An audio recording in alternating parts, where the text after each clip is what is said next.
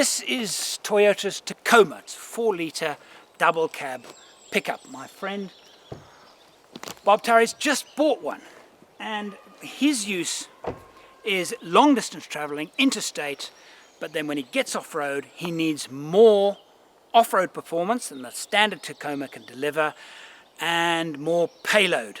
So he had to do a little bit of work to get the vehicle right. So Andrew, the first thing I had to think about in prioritizing what to do to the vehicle is what's most important, because budgets are always limited. So I asked the people that I know the most about vehicles, and I said, what's the number one thing that gets me the most capability for off-road? And they said, tire size. You've got to get the biggest tire you can. So that's what I did. So I went to a customizer and I said, I'd love to get a 33-inch tire in here if you can. So we set about to do that. It's one thing to bolt on a 33-inch tire. It's another thing to make it fit when it's stuffed all the way up into the fender well and when it comes all the way down and it doesn't break your drive shaft. So that was the question. So he said 33-inch tire, that's fine, but what tire? I said, I've got to have the BF Goodrich TA KO2. If it's not a BFG, we don't have a solution. That's the tire I want. I've lived in Africa, I know what it does. That's what he said, no problem, it's a great tire. So the question was how to get the tire to fit in the fender well. So there was offset, we had to find the right wheel with the right offset. It was really hard. These lug bolts are this long, it was tough.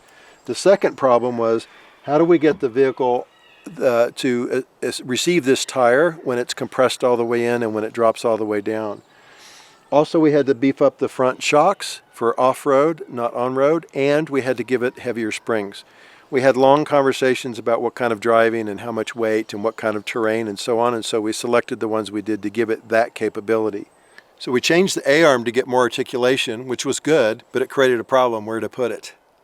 So we cut plastic in here, and we also had to cut metal, but not cutting the frame of the vehicle, just chassis. And then we also had to create... chassis or body? Just body. Just body. Just body. And we had to create custom bump stops to limit the up articulation. We got more articulation than we bargained for, and then we had to figure out some way to deal with it.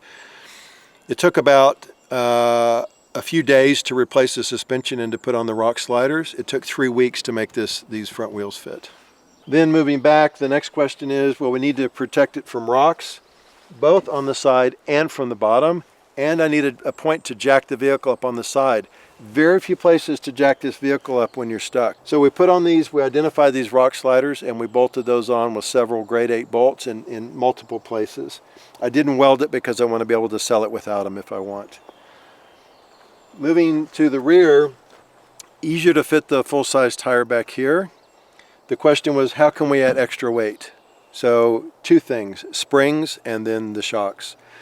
We looked at mini springs and we weren't really happy with any of them. We didn't like the trade-offs. So we ended up going with a custom spring from a company that makes custom. They ask you a lot of questions. What kind of weight? How long? What's high? What's low? What's average? What kind of terrain?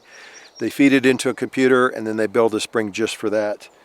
And then also heavy-duty shocks to handle all of that weight. What I haven't done is I haven't done a front bumper. I haven't done a winch. I haven't done a rear bumper. I would like to do a rear bumper because here's the problem I had. We could not put any bit of a larger tire on and have it fit in the traditional space for the spare. So what do you do for a spare?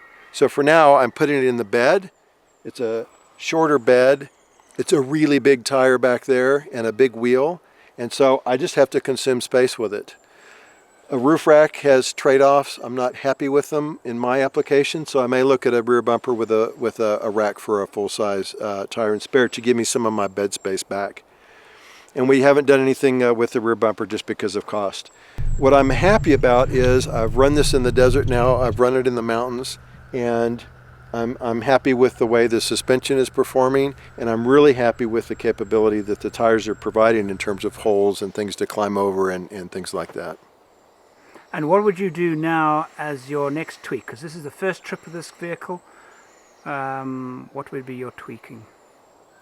I want to probably drive it some more because I'm really quite happy with it.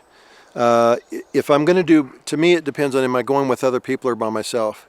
If I'm going to go by myself more, I'd like to put a winch on it so that I can self-recover. There's nobody to help. And the rear bumper we talked about, I'd like to be able to put a spare perhaps on the bumper to give me some of my limited cargo space back.